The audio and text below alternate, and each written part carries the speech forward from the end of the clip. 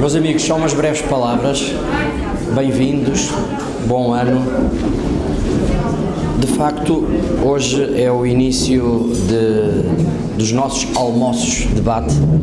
De alguma forma é o nosso início de ano aqui em Lisboa, mas não é o início de ano da ACES, de ano letivo, porque já tivemos a nossa peregrinação à Terra Santa, que decorreu no final de setembro, e já vários núcleos que estão aqui presentes. Aproveito para saudar vários membros de vários núcleos que estão aqui presentes e agradecer uma vez mais ao Sr. Dom Manuel por estar aqui hoje connosco. Ontem fez 3 semanas que o grupo de peregrinos chegou da Terra Santa e foi uma viagem muito marcante.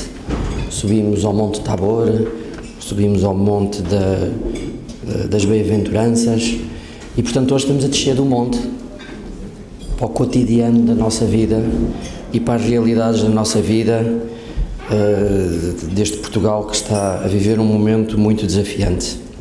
E o nosso lema é o Senhor. Vimos o Senhor. Este era o nosso lema, que estão em vários peregrinos, mesas de peregrinos organizadas, e este lema é o Senhor. Este entusiasmo é aquilo que nós devemos anunciar nas nossas empresas, no nosso trabalho, nas nossas famílias e, portanto, procuremos em todas as circunstâncias sermos fiéis à missão e estar muito atentos às realidades que nos rodeiam. Temos muitos desafios para atender às necessidades do tempo presente, em particular daqueles que sofrem por esta situação particular do país, que resulta dos fogos. É um aspecto muito importante e que nós temos que vivê-la de coração.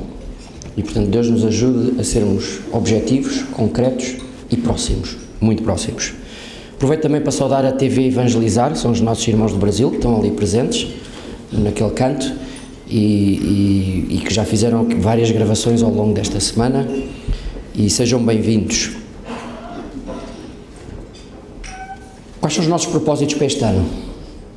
Consolidar e desenvolver os grupos Cristo na empresa é um aspecto que, depois do inquérito que fizemos, é dos mais valorizados que temos dentro dos nossos associados. Inspirar os líderes empresariais a viver o amor e a verdade como critérios de decisão, como critérios de gestão. Este ano vão arrancar 3 novos grupos séniores e 2 júniores, e já temos nos grupos Cristo na empresa 300 associados. 300 associados. Portanto, vejam a movimentação que resulta desta realidade. Vamos ser 34 grupos de Cristo na empresa, espalhados por todo o país. E, portanto, a semente de mostarda começa a crescer e a dar fruto. Segundo propósito, desenvolver a comunidade ACES e a proximidade com os nossos núcleos. E já no dia 13 deste mês, o Núcleo de Braga relançou as suas atividades com uma nova direção, e esta data foi muito marcante, porque fez 65 anos que o CIDT tinha sido consagrada, a ACES foi consagrada em Fátima a Nossa Senhora do Rosário, no dia 13 de outubro. O outro propósito que temos é melhorar a comunicação, e hoje vai ser lançada nas redes sociais uma comunidade online para a ACES Next, para os nossos jovens. Portanto, convidem os vossos filhos e alguns dos jovens que aqui estão, e todos, porque não, a estarem presentes nestas redes sociais e nesta forma de comunicação. E vou passar a palavra ao Dom Manuel. Nós, enquanto Patriarcado de Lisboa, resultante do Sínodo, estamos a viver a Palavra de Deus, o lugar onde nasce a fé. E é sobre isto que vamos falar, e é sobre isto que vamos trabalhar também ao longo deste ano. Ok? Muito obrigado.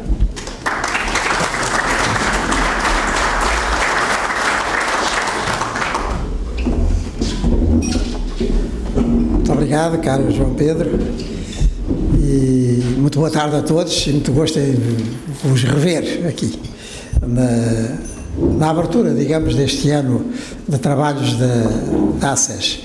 E eu soube há bocadinho ao almoço, podia ter sabido antes, se me lembrasse bem da pauta dos participantes na peregrinação à Terra Santa, mas hoje faz anos ali a Clara, 50 aninhos, a mulher de João Pedro.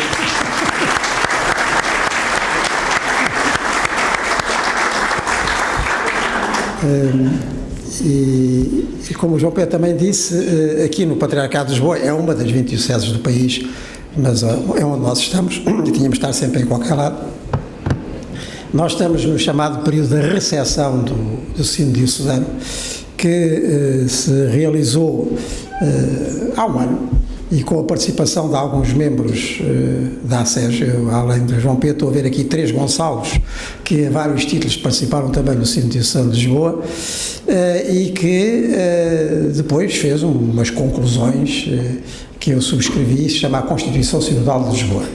E agora é o período da recepção daquilo que lá se refletiu sobre o estado da sociedade e da Igreja, concretamente no Patriarcado, portanto este território que vai aqui de Lisboa até lá acima a Alcobaça, e para este ano com a insistência na Palavra de Deus como lugar onde nasce a fé.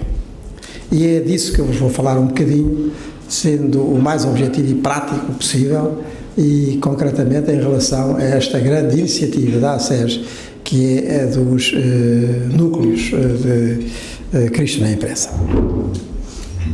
Experiência que eu, aliás, faço com vários membros do núcleo a que eu assisto particularmente, que estão aqui nesta mesa do meio e que eu saúdo com particular gosto, porque são reflexões muito úteis, a começar para mim próprio, que todos os meses vamos levando por diante. Há bocadinho o João Pedro lembrava que a ASEG, a Associação Cristã de Empresários e Gestores, é o nome que agora tem algo mais antigo, que era o CIT, a União Católica de Industriais e Dirigentes de Trabalho. Eu recordo-me que, como estudante universitário, cheguei a participar no campo de férias da UCIT em Coimbra no final dos anos 60, não é? E nessa altura, então com o jovem, ainda era jovem, Padre João Evangelista e outros, tive a ocasião de contactar diretamente com esta iniciativa. E agora, desde que ela se transformou em ASEG, a minha presença não é apenas de ofício, mas é de compromisso e de convicção. Eu creio que nós, enquanto cristãos e protagonistas do Evangelho hoje, estamos na sociedade como Jesus Cristo dizia para estarmos, ou seja, como fermento na massa. Tenho pensado muito neste trecho do Evangelho, devo dizer, muito. Já estou à beira dos 70 e cada vez penso mais nisto. Durante muitos anos dei aulas de História da Igreja, História do Cristianismo, e com os alunos e em seminários, etc. Vinha muitas vezes à baila esta questão: o que é a Igreja como tal numa sociedade? O que é a Igreja? E esta frase de Jesus Cristo, fermento na massa, repito, sobreleva cada vez mais na minha parca inteligência das coisas. Porque há o fermento e há a massa. No fim, há a única juíza das coisas e da competência e do respectivo cumprimento por cada um, que é Deus, que é o único que conhece o coração de todos os homens e mulheres à superfície da Terra, nas gerações sucessivas, desde os nossos avós cromagnons até aos futuros, não sei em que satélite, de que planeta, de que Sol.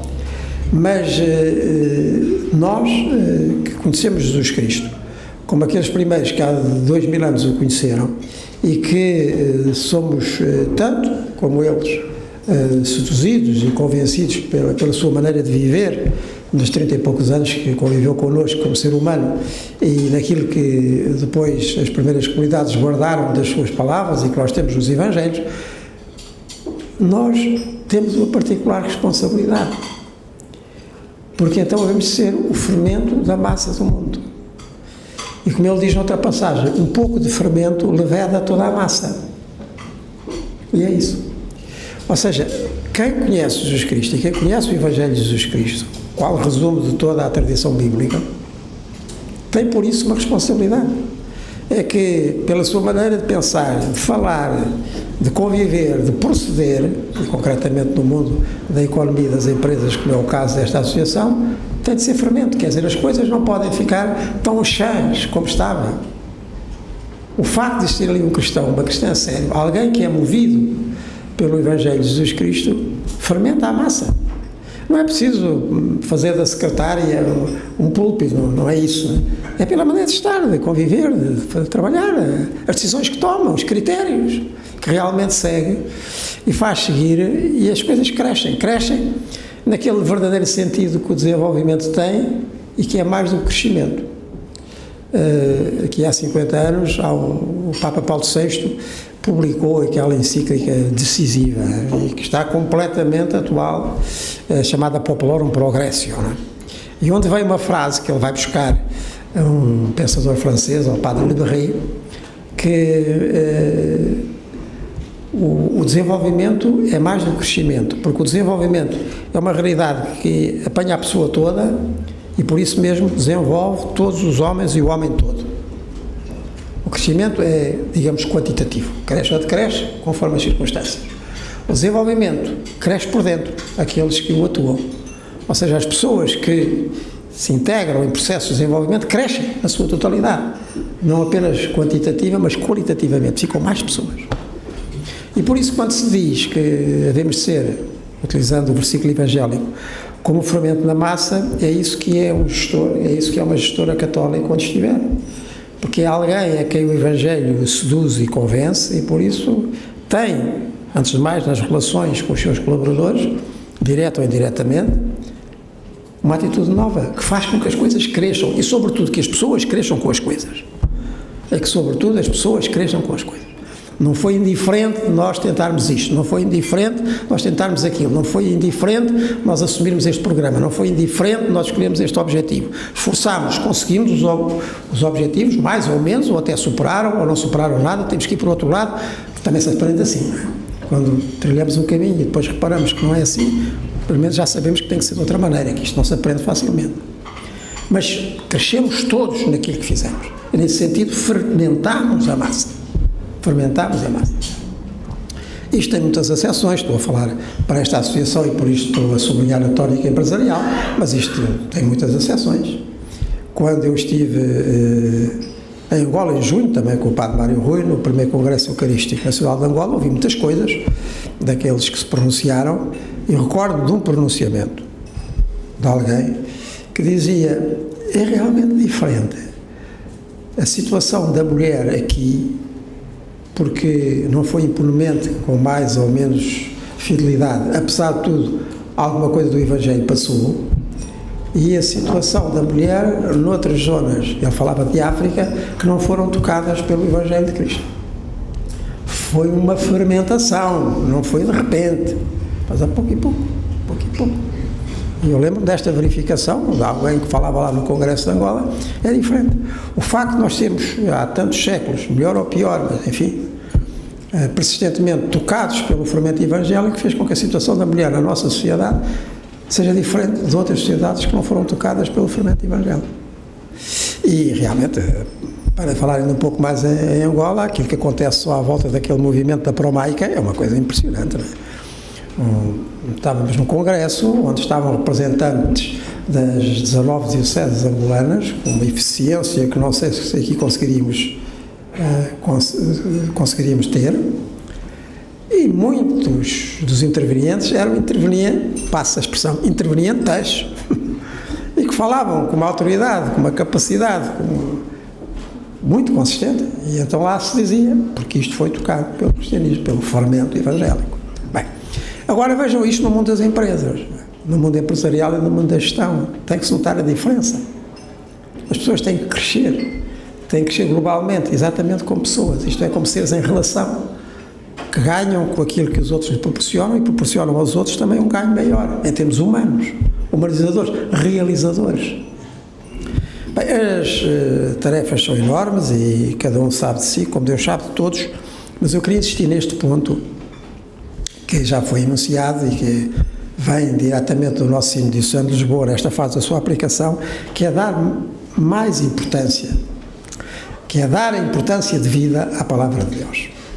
Porque o ser ASEG tem lá o ser de cristão, e não é de tirar e pôr, não é um adjetivo, é um substantivo. E eu gostei muito, quando para estes núcleos das empresas se escolheu o nome que se escolheu, Cristo na empresa. Não é empresários cristãos. Tudo quanto é adjetivo é tirar e pôr, não é? Como preto ou branco, como alto ou baixo, como gordo ou magro, que os adjetivos tiram-se e põem-se, não é? Mas os substantivos são a substância das coisas, não é? E aquilo que acontece de há 2000 anos, esta parte, citemos um caso, este de Angola, a promoção da mulher, mas podíamos citar em várias partes do mundo, é que Cristo acontece. Quer dizer, o que aconteceu em Cristo acontece enquanto participam, como nós dizemos, e é verdade, do seu Espírito. Há uma frase de Jesus, e voltamos à palavra de Deus, à palavra recolhida pelas primeiras gerações cristãs, que é muito, muito, muito programática e impulsionadora. É quando Jesus, no chamado discurso de despedida do quarto Evangelho, do Evangelho de João, diz assim: eu vou partir para o Pai, a minha missão está realizada, mas eu vou pedir ao Pai que vos dê o Espírito que me deu a mim, e vocês vão fazer estas coisas e outras maiores do que estas. Eu, quando li isto na minha juventude católica, que vamos fazer coisas maiores do que a de Jesus, não é nesse sentido. É que o Espírito de Jesus alarga em cada um de nós a obra que nele começou. Portanto, não são maiores qualitativamente, mas são maiores na sua extensão. Aquilo que nele começou, cresce. Lá está o fermento. E eu gostaria muito, meus caros membros da ACES, que nem tudo aquilo que seja a vossa vida pessoal e empresarial e de gestão, neste ano, digamos assim, que se inaugura, seja com este sentido, seja com esta consciência de que o Espírito em cada um de vós, nas empresas onde trabalha, nos sítios onde chegar, vai acrescentando a obra de Cristo, que hoje nos seduz, porque efetivamente se nós estamos aqui, não é só para marcar o ponto, não é?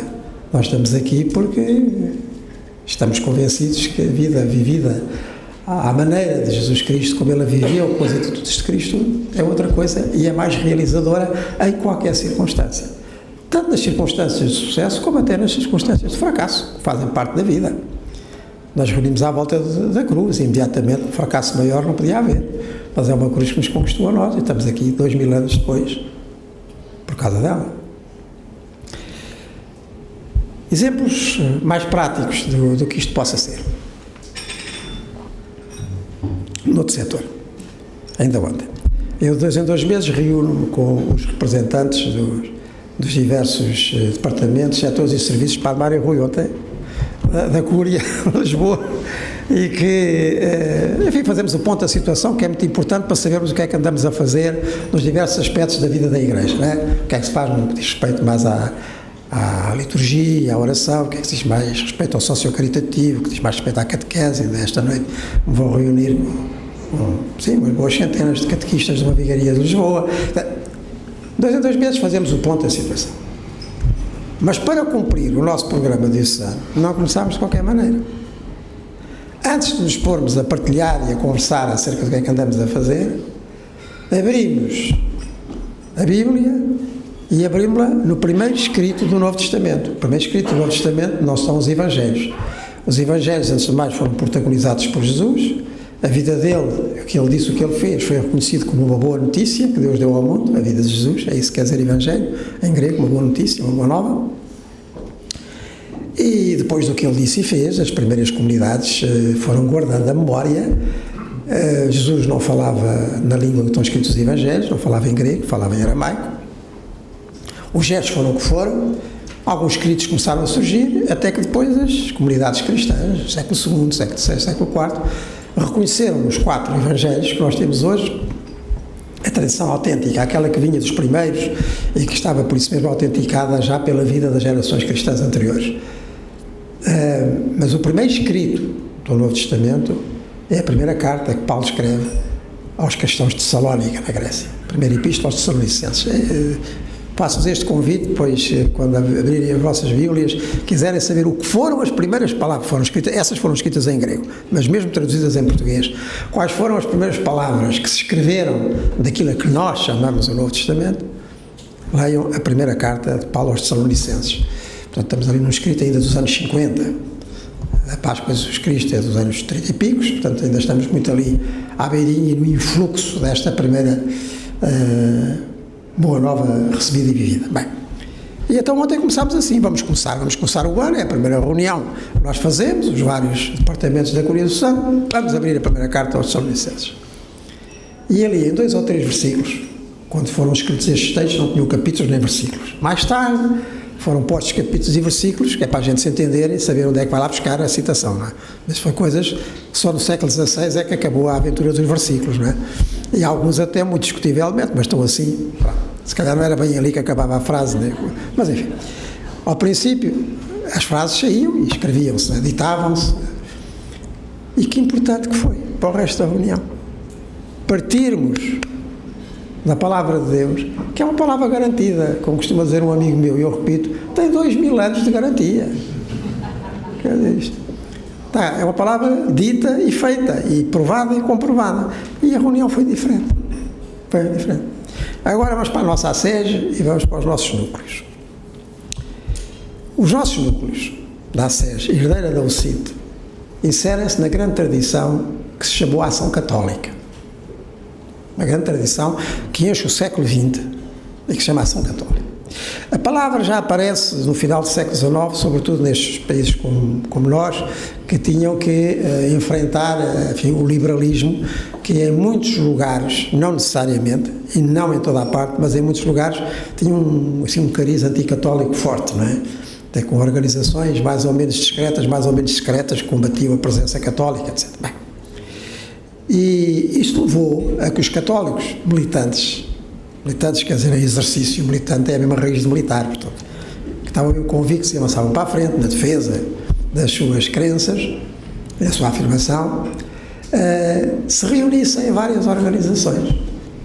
Aqui o Padre Mário Rui sabe bem que até a primeira organização que se fez de católicos militantes no liberalismo em Portugal e até em Lisboa, enfim, passou por aqui, chamava-se a Sociedade Católica, e nasceu em 1843 e teve aqui várias reuniões nesta igreja. Bem, a Ação Católica vai depois constituir, sobretudo no século XX, para que o Evangelho tocasse mesmo a realidade naquelas várias facetas em que a realidade moderna e do século XX se constituiu na Europa.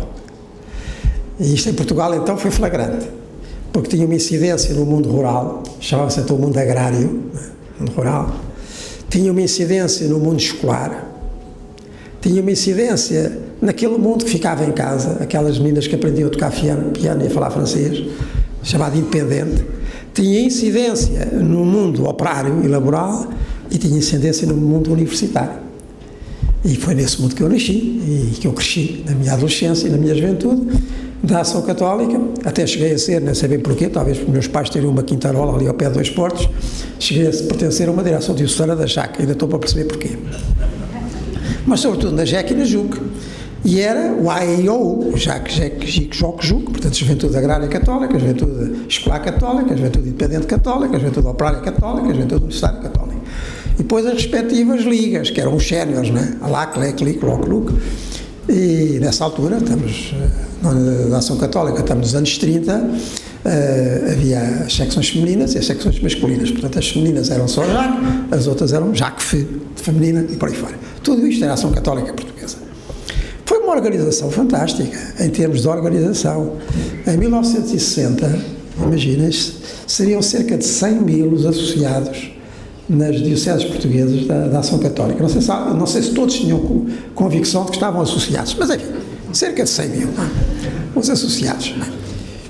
É certo que isto depois foi ultrapassado porque a partir da Segunda Guerra Mundial, assim, o mundo do pós-guerra, a geração dos fixes que fizeram 20 anos nos anos 60, que é a minha geração, já vive no outro mundo, em que todos estes grupos sociais e culturais estão muito mais interligados pelo aumento da escolarização, que enfim, também em Portugal foi dando os seus passos, pela vinda do campo para a cidade, tudo isto se alterou muito, não é?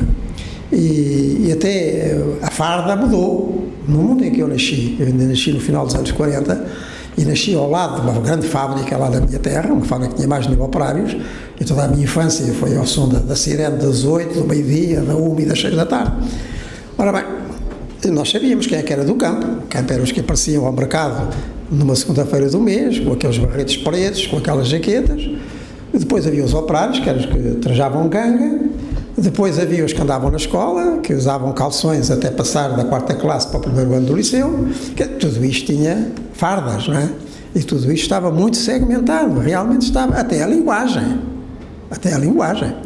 E não se esqueçam que a televisão só aparece no final dos anos 50, portanto nós vivíamos aquilo que nos entrava pelos olhos dentro, não é? Bem, isto mudou muito e começam a aparecer coisas completamente transversais, mesmo no campo da militância católica, à altura do que diz, enfim, das grandes concentrações. Então, se eu bem me lembro, aqui no pavilhão dos desportos, do Movimento para o Mundo Melhor, ia toda a gente, fosse de classe fosse e de proveniência fosse. Aparece nos anos 60 com muita força os cursilhos cristandade, vindos de Espanha, com aquela garra que as coisas vindas de Espanha ganham até acalmarem em Portugal. E recordo, não é? E começava-se a ouvir lá na terra, não é? No final dos anos 60, imagina tu o fulano tal, falava-se de um empresário, não é? Chega ali ao café e começa a fazer uma homilia, levantou-se lá da mesa do café e começou a falar. Imagina tu que os empregados agora é o irmão para aqui, o irmão para lá, mas o que é isto? Esses movimentos transversais que eu estou a ilustrar com histórias destas, todas elas diretas, não é? Diretamente ouvidas e vividas, mudou muito o mundo de hoje, que é completamente transversal.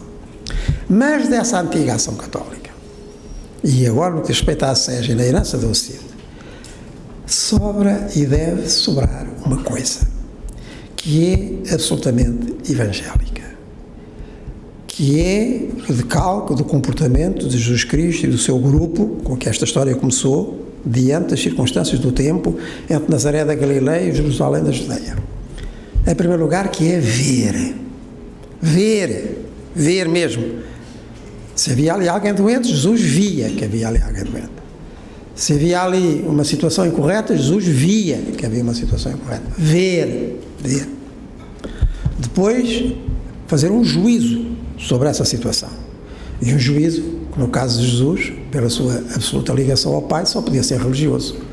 Religião quer dizer ligação a Deus. Portanto, como o próprio Jesus diz, e é conservado no versículo dos Evangelhos, eu não faço juízos a partir de mim, eu faço juízos a partir do Pai.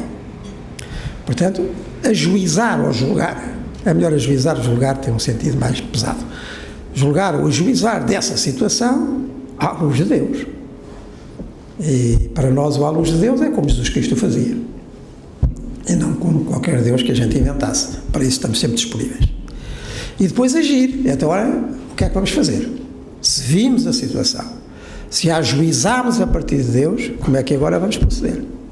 E este método que a ação católica formalizou desta maneira, o ver, julgar e agir, em qualquer setor, como eram os de então, ou como são os de agora, diferentes, mantém-se de uma atualidade absoluta. Enfim, estão aqui os meus colegas do núcleo de Cristo na Empresa, que nos reunimos todos os meses, e é isso que nós fazemos. Pegamos numa situação e verificámos-la, não é? Com o testemunho de quem a vive e que a partilha. Depois tentamos fazer um juízo evangélico sobre essa situação e daí decorrem linhas de ação. E isto, meus amigos, é fermento na massa, é tão simples como isto. Mas é exatamente assim.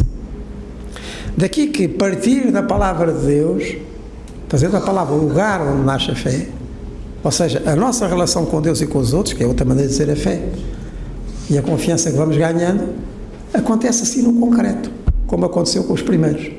Que não falta em nenhuma reunião dos nossos núcleos, não falta em nenhuma reunião da ACES a palavra de Deus, como critério, como lugar para que estas coisas aconteçam segundo Deus.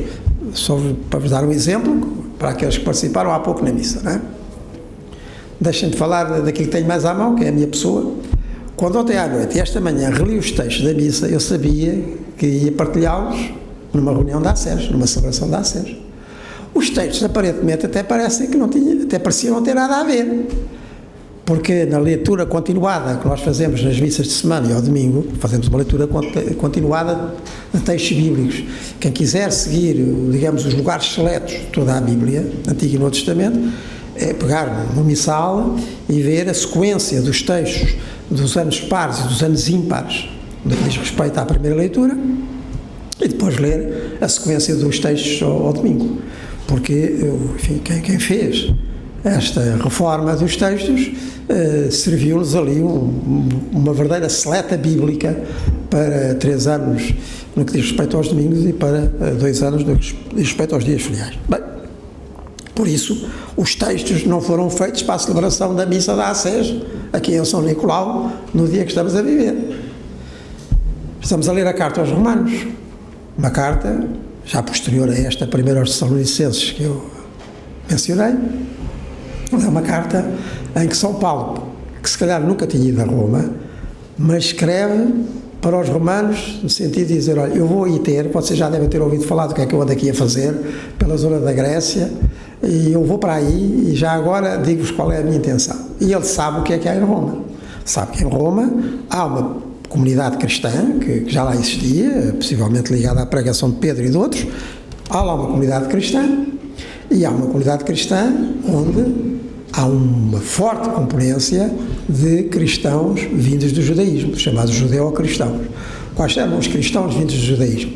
Eram aqueles que acreditavam que Jesus era o Messias. Os cristãos vindos do judaísmo eram aqueles que acreditavam que Jesus era o que vinha cumprir as escrituras que falavam do Messias. Os que acreditaram passaram a ser cristãos. Não foi logo, só lhes deram esse nome uns 10, 15 anos depois da Páscoa de Jesus, quando eles estabeleceram em Antioquia da Síria. Ora bem, e então São Paulo escreve aos cristãos de Roma e faz um tratado magnífico, fundamental para nós percebermos o que é a fé cristã, que basicamente quer dizer isto. Olha, meus caros correligionários judeus, que eu também sou judeu, Paulo, e até sou filho de fariseus, portanto os mais estritos ao formalismo da lei, etc. Cuidado. Com certeza é bom cumprir a lei, certamente. O próprio Jesus disse que não a vinha pôr de parte, nem a lei nem os profetas, mas dar-lhe pleno cumprimento, além da letra. Mas convençam-se de uma coisa: quem realmente os justifica, quer dizer, quem realmente nos põe como devemos estar e nos aceita como podemos ser, é Deus. Pela graça. Tenham confiança em Deus. Não desistam quando não são capazes de cumprir tudo e, sobretudo, não se fiquem por um cumprimento formal da lei. Ganhem esta confiança em Deus e vivam a partir daqui. Bem, como nós sabemos, este trecho da Carta aos Romanos, este e outros, deu pano para mangas. Nós este ano também estamos a comemorar os 500 anos de Lutero e das famosas teses de Wittenberg, que está na origem do luteranismo e daquele ramo do protestantismo, e também tem a ver com a interpretação que o Lutero fazia desta posição de Paulo, que, enfim, praticamente, na comparação de Lutero, dispensava, ou parecia dispensar, o cumprimento da lei e das obras. Tanta incidência punha na fé. Mas o que é certo é que isto faz-nos viver de outra maneira, que há bocadinho dizia no homilia, isto tem consequências. E tem consequências porque nos faz ir além daquilo que era a lei, do que era estritamente devido, não é? Como nós costumamos dizer, aquilo que é estritamente devido nestas circunstâncias. Porque quem vive da fé e vive a partir de Deus, vive com a largueza de Deus, vive no mundo da graça em que as coisas vão muito para além daquilo que seria imediatamente obrigatório, porque sim. Há bocadinho estávamos aqui a falar da Madre Teresa de Calcutá.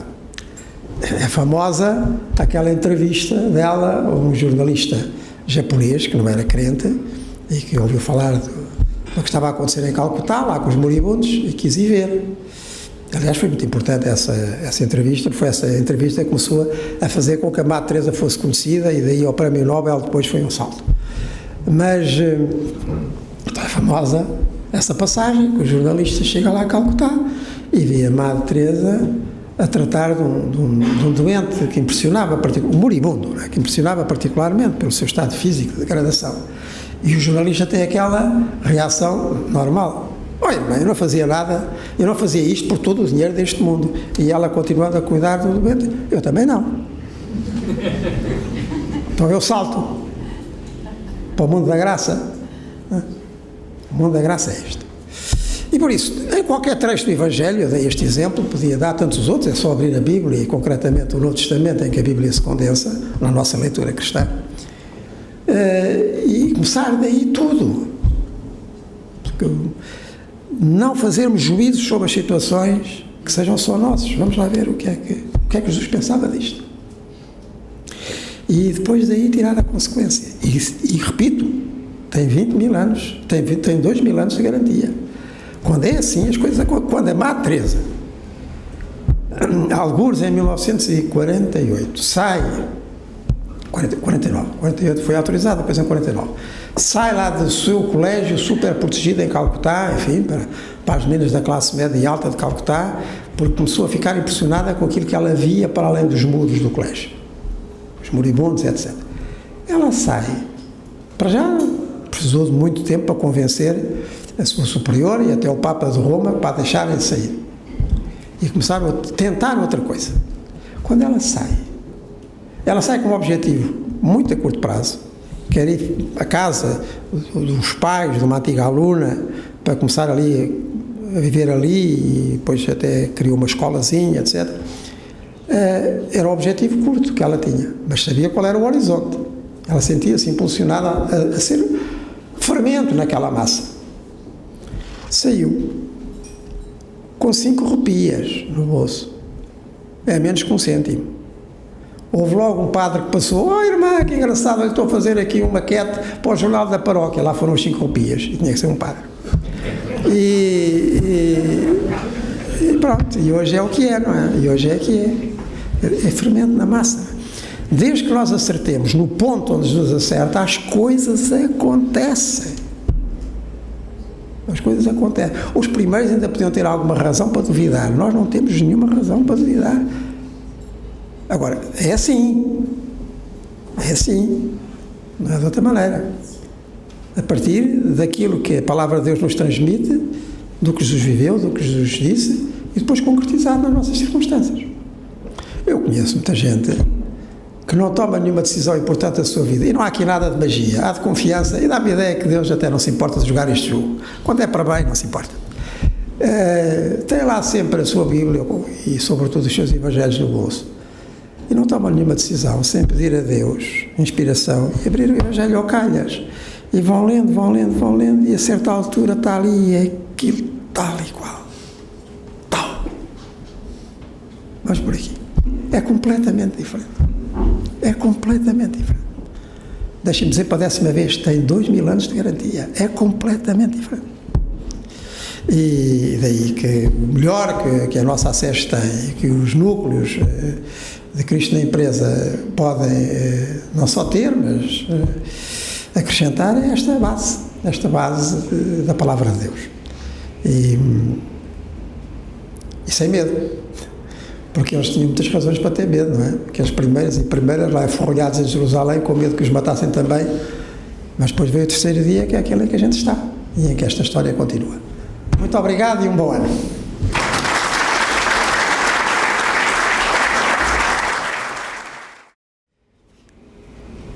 Em fevereiro de 2007, eu acompanhei da minha parte, não é? Pela primeira vez, estas peregrinações da ACES à Terra Santa, e eu faço aqui uma homenagem muito particular ao Gonçalo e ao Rui Correia de Oliveira pelo grande trabalho que têm, em corra sempre tudo tão bem. E eu reparei depois, no desenrolar da vida da ACES, em várias circunstâncias, como para os que participaram nessa semana, em fevereiro de 2007, foi importante, foi determinante. Porquê? Porque ali, abstraindo tudo aquilo que 2000 anos foram acrescentando de ruínas e de construções naquele solo, a natureza ainda fala, e a evocação dos acontecimentos de Cristo, acontecimentos ditos e acontecimentos feitos, é muito forte, é quase sacramental, não é? Os sacramentos são os sinais em que a fé se realiza. Portanto, nesse sentido, podemos dizer, é quase sacramental aquela ida à Terra Santa, vivida como nós a vivemos, é que não há ponta de turismo, não é? Não há ponta de turismo.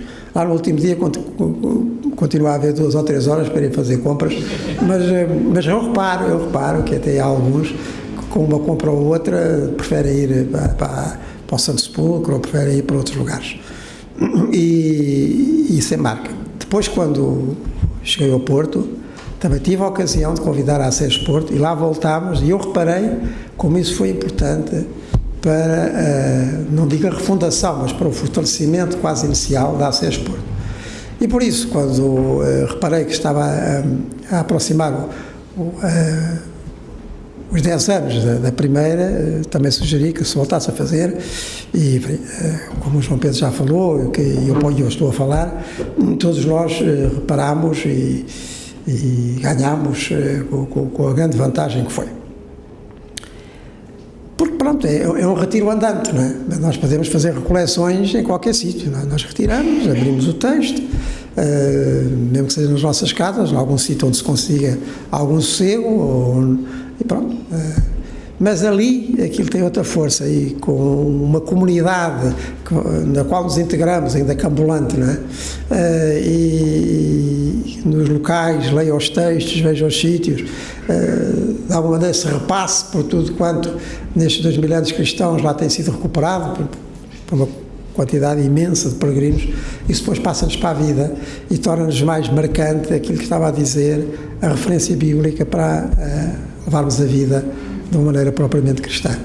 E também vamos lá ver, não é por acaso, não é absolutamente por acaso, que, enfim, figuras sucessivas que marcaram estes 2000 anos cristãos viveram este apelo da Terra Santa. Figuras como Francisco de Assis, Inácio de Loyola, Carlos de Foucault, só para falar assim em nomes mais, todos eles viveram intensamente a ida à Terra Santa. Eu creio que até quiseram lá ficar, mas depois, graças aos encargos, né, foram para outros sítios. É nesse sentido que eu acho que é muito bom lá ir. É muito bom lá ir e é muito bom para o que se vive e depois é muito bom, ainda melhor, para o que se desencadeia.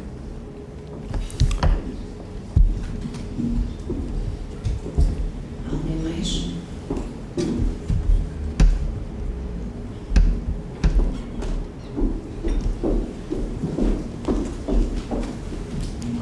Não, agradecer mais uma vez, mas disse aqui que fazia 3 semanas que tínhamos vindo a acabar a peregrinação à Terra Santa e a mim parecia-me que estava a acabar de aterrar.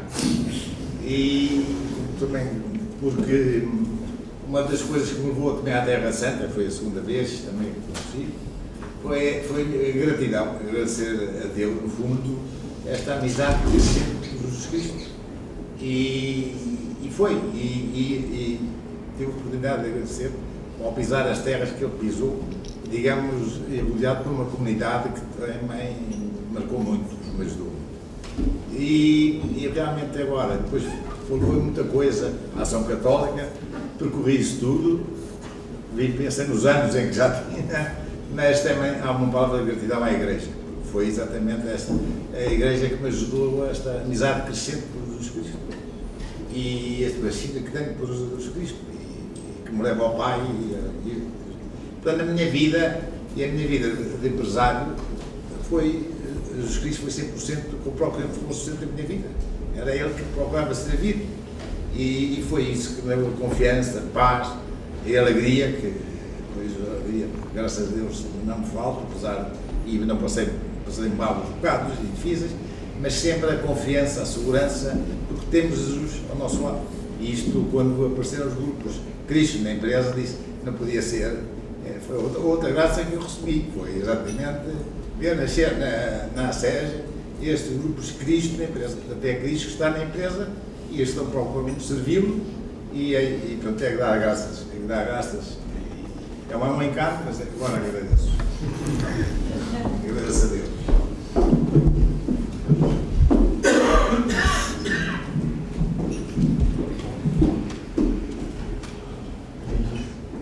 Terminamos? Então, meus amigos, demos graças a Deus e confiemos à sua vontade, que é o único caminho seguro e a única terra certa. Rezemos como Jesus nos ensinou. Pai nosso, que estais nos céus, santificado seja o vosso nome, venha a nós o vosso reino, seja feita a vossa vontade, assim na terra como no céu. O pão nosso de cada dia nos dai hoje, perdoai-nos as nossas ofensas, assim como nós perdoamos a quem nos tem ofendido, e não nos deixeis cair em tentação, mas livrai-nos do mal. E confiemos à Mãe de Jesus. Ave Maria, cheia de graça, o Senhor é convosco, bendita sois vós entre as mulheres, e bendito é o fruto do vosso ventre, Jesus. Santa Maria, Mãe de Deus, rogai por nós, pecadores, agora e na hora da nossa morte. Amém. Glória ao Pai, ao Filho e ao Espírito Santo, como era no princípio, agora e sempre. Amém. E abençoe-vos Deus Todo-Poderoso, Pai, Filho e Espírito Santo. Bom ano para todos e até vir.